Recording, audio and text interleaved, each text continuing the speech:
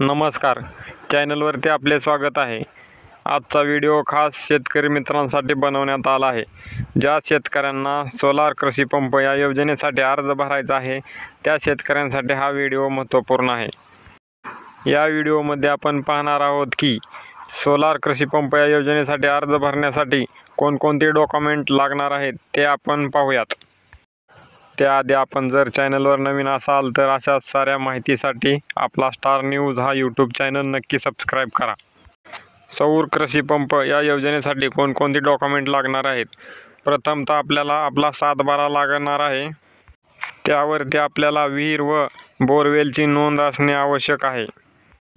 जर सातबाऱ्यावरती एकापेक्षा जास्त नावे असतील तर इतर भोगवटदाराचे ना हरकत प्रमाणपत्र 200 रुपयाच्या स्टॅम्पवरती आपल्याला घ्यायचे आहे। तसेच आपल्याला आपलं आधार कार्ड लागणार आहे।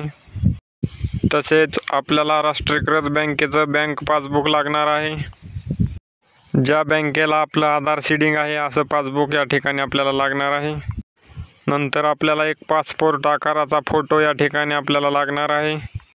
तसेच या ठिकाणी आपल्याला विहीर किंवा बोर हे सामायिक असेल तर त्या ठिकाणी आपल्याला ना हरकत प्रमाणपत्र लागणार आहे। तसेच इतर मागासवर्गीयांसाठी आपापल्या जातीचे प्रमाणपत्र लागणार आहे। इत्यादी डॉक्युमेंट आपल्याला सोलार कृषी पंप या योजनेचा अर्ज भरण्यासाठी लागणार आहेत।